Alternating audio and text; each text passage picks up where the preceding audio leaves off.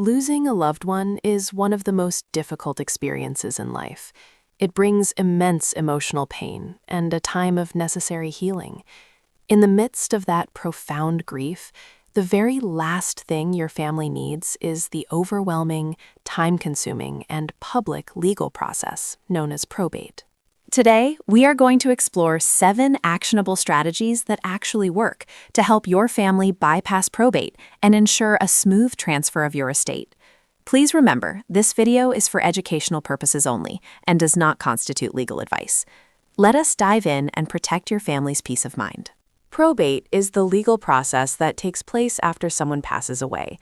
Think of it as the court's way of wrapping up a person's financial life. The court validates the will, identifies and inventories the deceased's assets, pays off outstanding debts and taxes, and finally distributes what is left to the rightful heirs. But here is the catch. Probate can be incredibly slow, sometimes tying up assets for months or even years. It is also expensive, eating into your family's inheritance with court fees and attorney costs. Plus, it makes your private financial matters completely public. Navigating this complex maze can add unnecessary stress to your loved ones during a difficult time. You can check the specific rules for your local jurisdiction at probateus.com. The most powerful tool in your estate planning arsenal is the Revocable Living Trust. Think of it as a secure box. You create the trust and then fund it by retitling major assets like your house, bank accounts, and investment portfolios into the name of the trust. Because your assets are in the trust box, there is nothing for the probate court to process when you pass away. Here is how the process flows. First is creation and funding. Next is management, where you maintain total control of your assets on a daily basis. Then comes the successor trustee, someone you choose to step in if you become incapacitated or pass away. The benefits are huge: avoiding probate, maintaining privacy, and easily handling out-of-state property. Take John and Mary. By placing their home and investments into a living trust, their daughter can immediately take over as successor trustee when they pass. She can distribute the assets to the family in weeks rather than years, keeping everything completely private and saving thousands in court fees. Strategy number 2 involves something you may have already done: beneficiary designations. Retirement accounts like a 401k, life insurance policies, and even standard bank accounts let you name a beneficiary. When you do, these assets transfer directly to them, completely bypassing probate. To make this work seamlessly, follow a few crucial rules. Review your designations regularly, especially after major life changes. Always name both primary and contingent beneficiaries. Never name your estate as the beneficiary, because that forces the asset straight into probate. And for minor children, consider naming a trust instead of the child directly. Take Sarah, for example.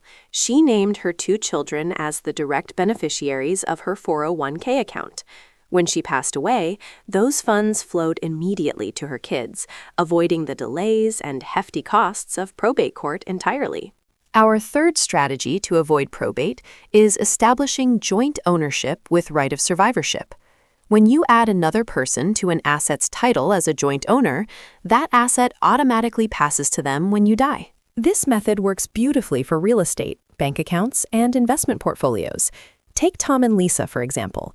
Because they owned their family home as joint tenants, when Tom passed away, the house title transferred to Lisa seamlessly, bypassing the probate courts entirely. For married couples in some states, this is known as tenancy by the entirety. But there are important considerations. Joint ownership grants equal ownership, meaning you lose total control over the asset. Their creditors could even attach to your property, and adding a non-spouse might trigger unexpected gift taxes. Strategy number 4 is using transfer-on-death and payable-on-death designations. By filling out a simple form provided by your financial institution, you can name exactly who inherits your bank accounts, stocks, or brokerage accounts directly without going through probate. Depending on your state, you can also add a TOD designation to your car title or your real estate. With a transfer-on-death deed, you maintain total control while alive. It is completely revocable, and your beneficiaries have absolutely no rights to the property until you pass away. For instance, Mark recorded a toad deed for his home, naming his son. Upon Mark's passing, his son simply presents the death certificate and the property transfers automatically, completely bypassing the probate court. Even without trusts or beneficiary designations, your heirs might skip full probate through small estate procedures. This simplified legal process drastically cuts down on time and court fees. Eligibility depends on your state's specific threshold. Qualifying heirs can use a simple small estate affidavit to claim assets directly, or opt for a summary administration, which is essentially a fast-tracked probate. For instance, in Texas, if an estate is valued under $75,000, families can file a small estate affidavit and completely bypass standard probate. Strategy 6 is lifetime gifting. Giving away assets while you are still alive reduces the size of your estate, meaning fewer assets go through probate. You can give up to the annual exclusion amount, currently $18,000 per person, completely tax-free. If you exceed this, you must file an IRS gift tax return.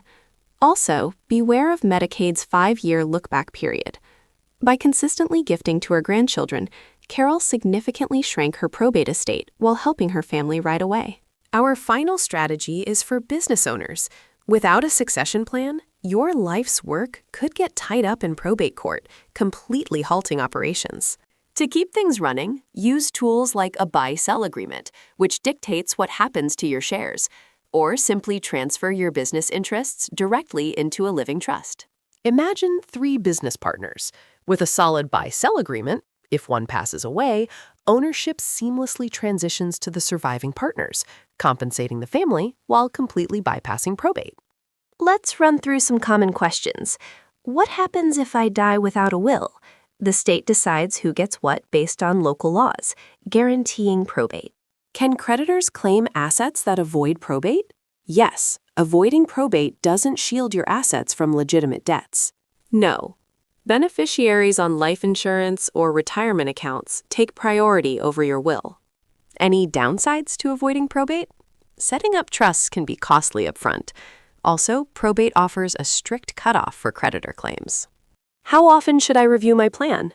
Every 3 to 5 years, or after major life events, like marriage or a new child. Estate planning isn't just about protecting your assets. It's about protecting your loved ones. Implementing these strategies spares your family from unnecessary stress. A smooth transfer of assets allows them to focus on what truly matters, healing and honoring your legacy.